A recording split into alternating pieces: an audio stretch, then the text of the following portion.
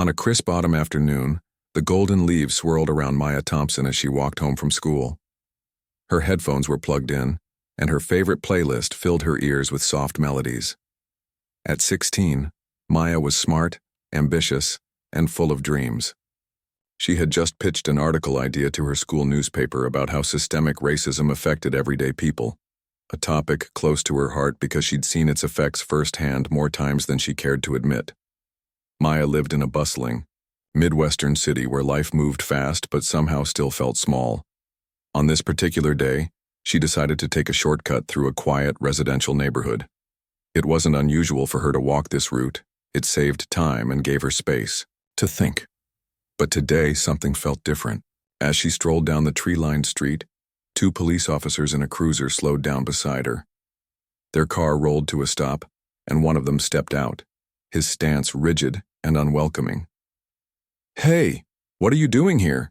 the officer barked, his voice sharp enough to cut through Maya's music. Startled, she paused mid-step and pulled out her earphones. For a moment, she just stared at him, unsure what to say. Then, gathering herself, she replied calmly, "I'm going home." Her polite response didn't seem to satisfy the officer. Instead, he narrowed his eyes, studying her like she was some kind of puzzle he couldn't solve. His partner joined, him now, both towering over her despite her standing tall and composed. They exchanged glances before turning their attention back to Maya. "You sure about that?" "This is a nice neighborhood," the second officer said, his tone laced with skepticism. Maya blinked, confused by the implication behind his words. Was she not allowed to be here? Did they really think she didn't belong simply because of the color of her skin? "I live nearby," she explained again, keeping her voice steady even though her heart began racing. She knew better than to let her frustration show, not when dealing with authority figures who already seemed determined to find fault with her. Still, their behavior made her uneasy. Why were they questioning her so aggressively? The first officer crossed his arms, clearly unconvinced. "You don't look familiar," he said, almost accusingly. "Do you have ID on you?" Maya hesitated. She didn't carry ID everywhere. It wasn't something most teenagers did unless they were driving or needed proof of age. But she nodded anyway and reached into her backpack to grab her student ID. Before she could pull it out, however, the second officer interrupted. "Forget the ID," he muttered dismissively. "She's probably lying. Let's just cuff her and figure it out later." "Cuff her?" Maya froze, disbelief washing over her face. Had she heard correctly? She hadn't done anything wrong. She was just walking home. Yet before she could protest, cold metal snapped around her wrists. The suddenness of it took her breath away. Her mind raced as panic bubbled beneath the surface. How could this be happening? As they led her toward the squad car, Maya caught sight of a few neighbors watching from their windows. Some looked concerned while others quickly turned away, unwilling to get involved. No one spoke up for her and the silence weighed heavily on her chest. Was this really all it took? A simple walk through a nice neighborhood for someone to treat her like a criminal? Once inside the cruiser, Maya sat stiffly, staring straight ahead. The officers slammed the doors shut, sealing her off from the outside world. Through the window, she watched the neighborhood disappear as the car drove away. Tears pricked her eyes, but she refused to let them fall. Crying wouldn't fix this. She needed to stay strong, to remember that she hadn't done anything wrong. Still, anger simmered beneath her calm exterior. Why did this keep happening? Not just to her, but to so many others like her. Why were people judged based on appearances instead of actions? These questions haunted her as the car sped toward the precinct. Little did Maya know, this incident would soon spiral into something far bigger than anyone could have anticipated. And while she tried to hold on to hope, deep down, she wondered if justice would ever truly prevail.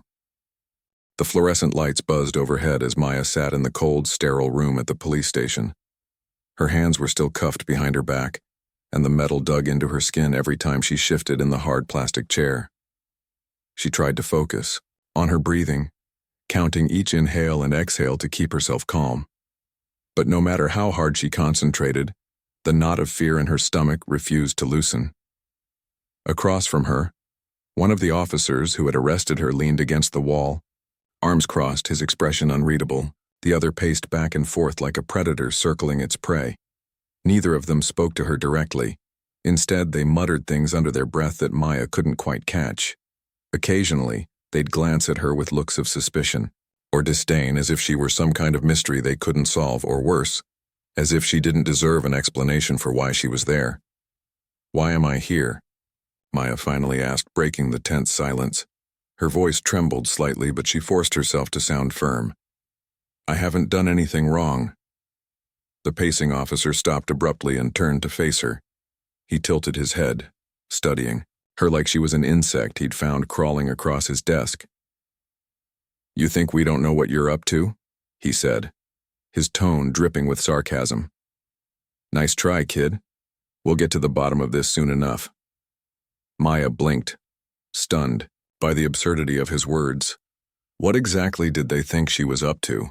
She had been walking home, something she did nearly every day, and now she was being treated like a dangerous criminal. It didn't make sense. None of it made sense. She opened her mouth to protest again, but before she could say anything, the door swung open and another officer entered the room. This one looked older, with graying hair and deep lines etched into his face. He carried a clipboard and glanced down at it briefly, before addressing the others. "We've got her booked," he announced flatly. "Let's move her to holding, until someone comes to pick her up." Booked? Holding? Maya's heart sank. They weren't even pretending to investigate anymore. They were processing her as if she were guilty of something. She wanted to scream, to demand answers, but she knew it wouldn't do any good. Instead, she stayed quiet, clinging to the hope that someone would realize the mistake and set her free. As they led her out of the interrogation room, Maya caught glimpses of the bustling precinct around her. Phones rang constantly, officers shouted instructions to one another, and people sat slumped in chairs waiting for their turn to be seen. No one paid much attention to her as she shuffled past, her head bowed low. To them, she was just another faceless person caught up in the system, a statistic, not a human being. They placed her in a small holding cell, barely big enough to stretch out in. A single bench ran along one wall, and a tiny window high above let in faint traces of light. Maya sank onto the bench, feeling utterly defeated. Hours passed, or maybe it only felt that way. Time seemed to blur together as she replayed the events of the day over and over in her mind. How had everything gone so wrong so quickly? Meanwhile, outside the precinct, chaos was beginning to unfold. Unbeknownst to Maya, a neighbor who had witnessed her arrest had secretly filmed part of the incident on their phone. The shaky footage showed the officers pulling Maya aside, handcuffing her without explanation, and shoving her into the squad car. Within minutes of uploading the video online, it went viral. Social media erupted with outrage as users shared the clip alongside hashtags like "Justice for Maya" and "Stop Racial Profiling." Back at home, Maya's father, Judge Marcus Thompson, grew increasingly worried.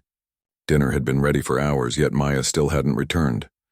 At first, he assumed she might have stopped by a friend's house or gotten distracted chatting with classmates. But when his calls to her phone went straight to voicemail, unease settled in his chest.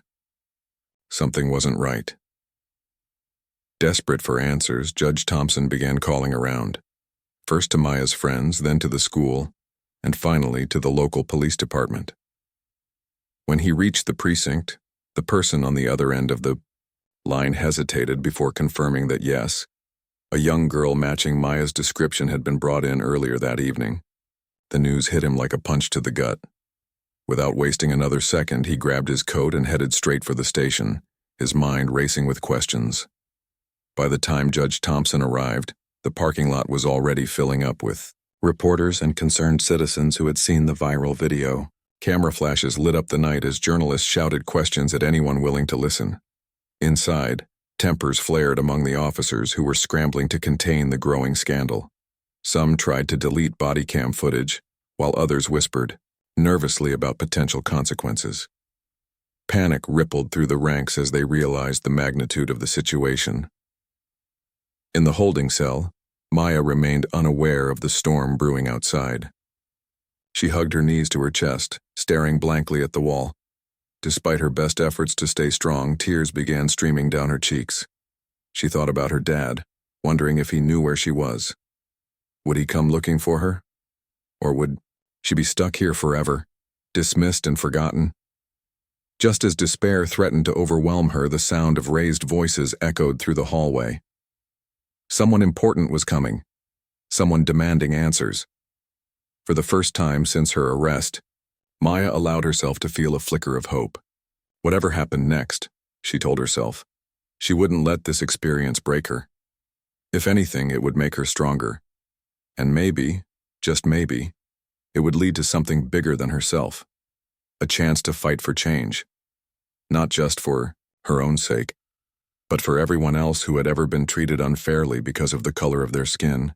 It was late into the night when the officers finally decided to run a background check on Maya. By this point, the precinct was buzzing with tension. News of the viral video had reached the higher-ups, and whispers about accountability were spreading like wildfire among the staff. The two officers who had arrested Maya, Officer Carter and Officer Reynolds, were huddled in a corner of the station, trying to figure out their next move. They knew they were in trouble, but they didn't yet realize just how deep the rabbit hole went. Carter, the younger of the two, sat at his desk, nervously tapping his fingers against the keyboard. Maybe we should have asked more questions before bringing her in, he muttered, glancing over his shoulder to make sure no one was listening. Reynolds, older and more seasoned, shot him a glare. We did what we thought was right, he snapped back, though his voice lacked conviction. She looked suspicious, that's all that matters. But suspicion wasn't going to save them now. As Carter typed Maya's name into the system, the screen lit up with information. At first glance, it seemed ordinary enough. Her address, date of birth, school records, the usual details. But then something caught his eye. He leaned closer to the monitor, squinting at the last name glaring back at him. Thompson. Reynolds noticed the change in Carter's expression immediately. What is it? He demanded, moving to stand behind him.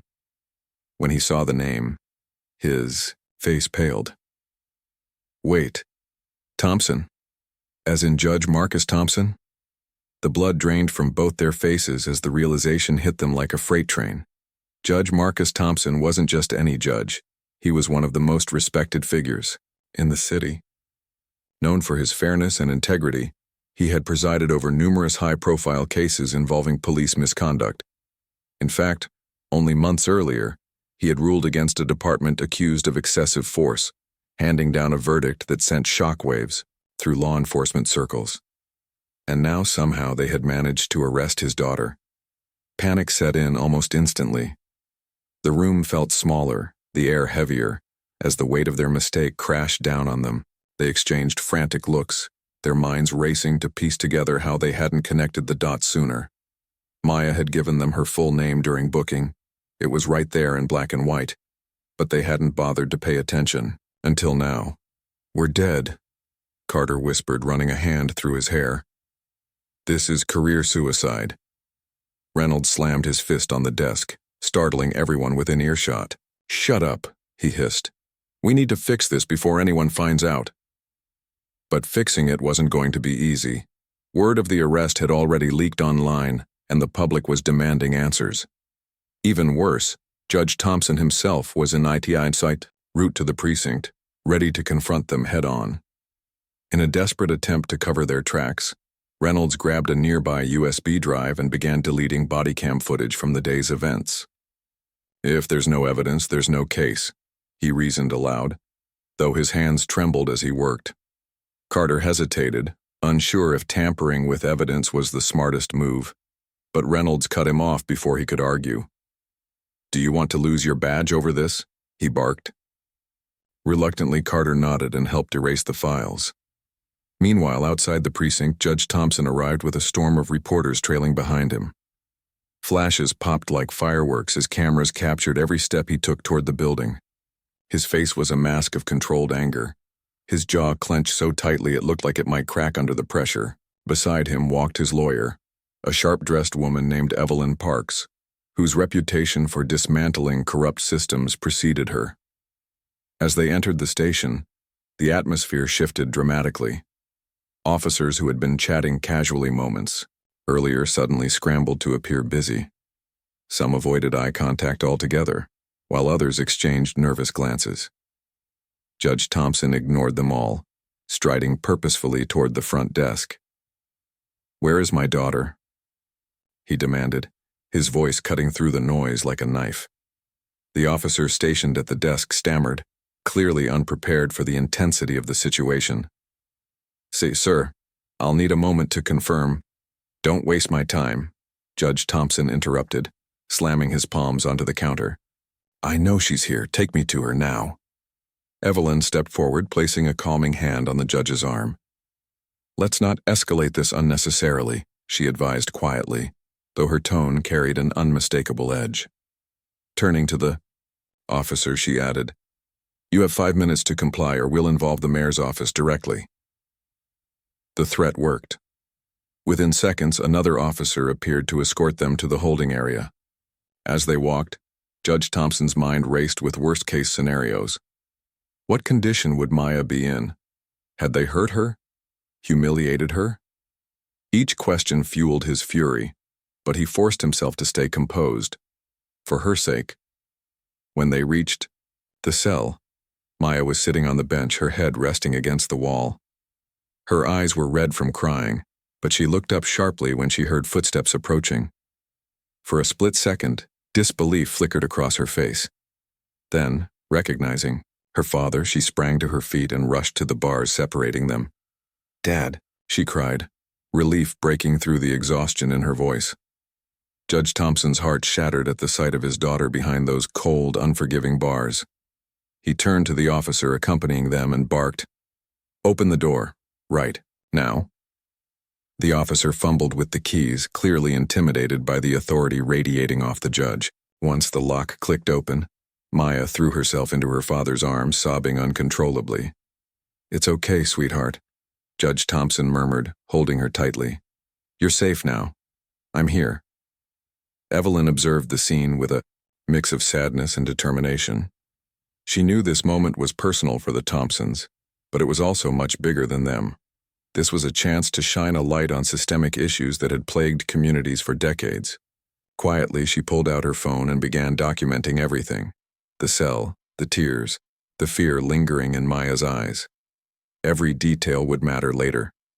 Back in the main area of the precinct, chaos continued to unfold. Reporters pressed against the windows, shouting questions about the scandal. Inside, officers whispered frantically, some debating whether to come clean about their actions, others doubling down on denial. Meanwhile, social media buzzed with calls for justice. Hashtags like Justice for Maya trending nationwide. People shared stories of similar experiences, flooding comment sections with outrage and solidarity.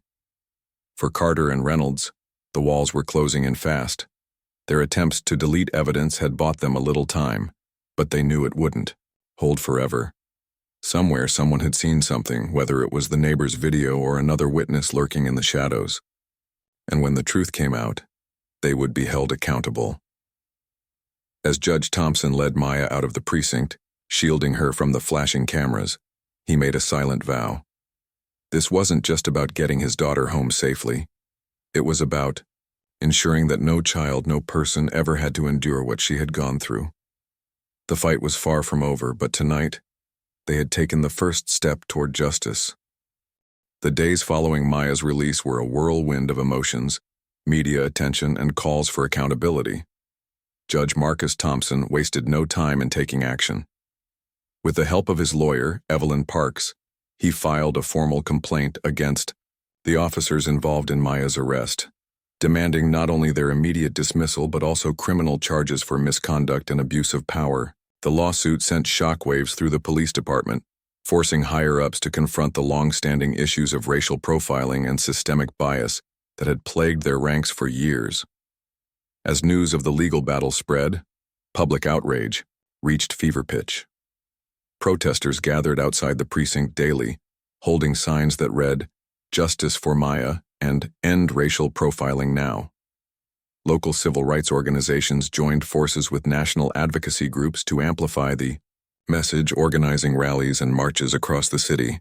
Celebrities and influencers used their platforms to share Maya's story, urging people to stand up against injustice. What had started as an isolated incident quickly became a symbol of the broader struggle for equality and reform. Inside the Ixeu precinct, panic continued to grip the officers who had arrested Maya. Officer Carter and Officer Reynolds found themselves at the center of the storm. Their names splashed across headlines alongside accusations of racism and corruption. Despite their attempts to cover their tracks by deleting body cam footage, investigators discovered fragments of evidence that couldn't be erased, including witness testimonies and the viral video captured by the neighbor. Their efforts to evade responsibility only made them look guiltier, further tarnishing their reputations. Meanwhile, Internal Affairs launched a sweeping investigation into the department's practices. Every officer was required to undergo mandatory interviews, and past cases were reopened to identify patterns of misconduct. The pressure mounted as the mayor's office stepped in, calling for transparency and swift justice. Faced with mounting scrutiny, the police chief suspended Carter and Reynolds without pay, promising to cooperate fully with the investigation. But for many, this wasn't enough. Protesters demanded more than just suspensions. They wanted systemic change. Maya, though still shaken by her ordeal, found strength in the outpouring of support from strangers around the world. Messages poured in on social media, praising her courage and resilience. Friends, classmates, and even teachers rallied around her, offering words of encouragement and solidarity. Though she appreciated the kindness, Maya knew she couldn't let the moment pass without using it to make a difference. This was her chance to turn pain into purpose, to speak out about the injustices she had faced and inspire others to do the same. With her father's blessing, Maya agreed to give her first television interview. Sitting beside Judge Thompson and Evelyn Park, she spoke candidly about what had happened that day. The fear, the humiliation, and the anger she felt when she realized she was being treated unfairly simply because of the color of her skin. Her voice wavered at times, but her conviction never faltered. "I didn't do anything wrong," she said firmly, looking directly into the camera. "I was just walking home. No one should have to go through what I went through." Her words resonated deeply with viewers, sparking conversations in households, schools, and workplaces across the country. For many, Maya's story was a wake-up call, a stark reminder of how far society still had to go in addressing racial inequality. Parents talked to their children about privilege and bias. Educators incorporated discussions of systemic racism into their lesson plans, and community leaders organized workshops aimed at fostering understanding and empathy.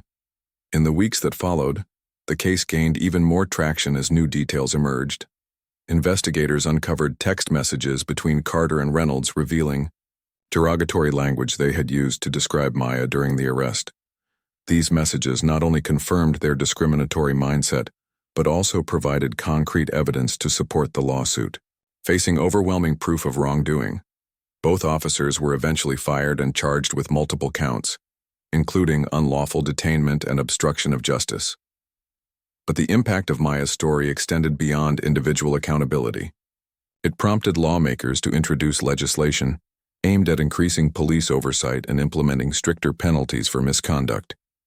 City officials allocated funds to create independent review boards tasked with investigating complaints against law enforcement.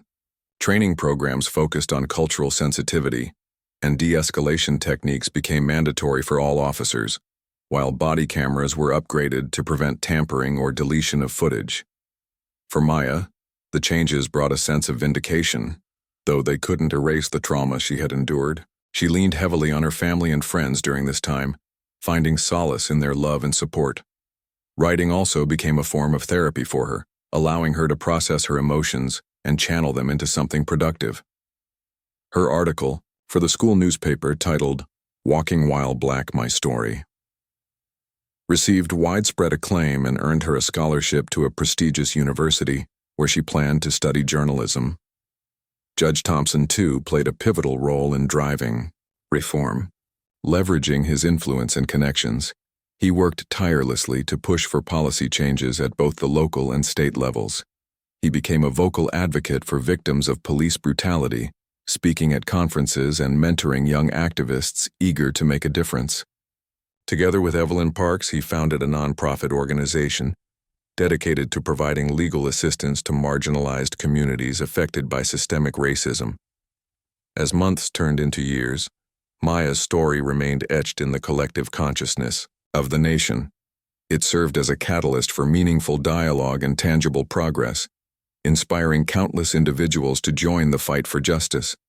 And while the scars of that fateful day would always linger, Maya refused to let them define her. Instead, she chose to see herself as a survivor, a beacon of hope for those still struggling to be heard. Looking back, Maya often reflected on how much had changed since her arrest. The road hadn't been easy, but every challenge had taught her something valuable about resilience, courage, and the power of standing up for what's right. She knew the work wasn't done, not by a long shot, but she also knew that moments like hers had the potential to ignite revolutions. And if there was one thing Maya Thompson believed in, it was the unstoppable force of hope. Years passed, but the legacy of Maya Thompson's arrest continued to ripple through society, sparking conversations and inspiring action long after the headlines faded. What had started as a single unjust encounter between a young black girl and two prejudiced police officers transformed into a movement, a testament to the power of resilience, courage, and collective determination. For Maya, life moved forward, but the lessons she learned during those turbulent days stayed with her, shaping not only her future, but also the world around her. After graduating high school at the top of her class, Maya accepted a full scholarship to one of the most prestigious journalism programs in the country. Her article, Walking While Black: My Story, became required reading in classrooms nationwide, earning her accolades from educators, activists, and even prominent journalists. At university, she threw herself into her studies, determined to use her voice to shed light on the injustices faced by marginalized communities. She wrote investigative pieces about systemic racism, interviewed victims of police brutality, and collaborated with advocacy groups to amplify their messages.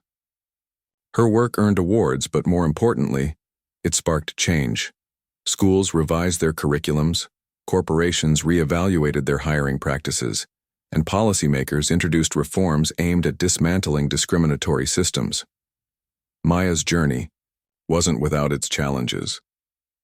The emotional toll of reliving her experience through interviews, essays, and public speaking engagements sometimes left her feeling drained. There were moments when self-doubt crept in, whispering that maybe she should step back, focus on herself, and let others carry the torch. But every time she considered stepping away, she remembered the faces of all the people who had reached out to thank her for sharing her story.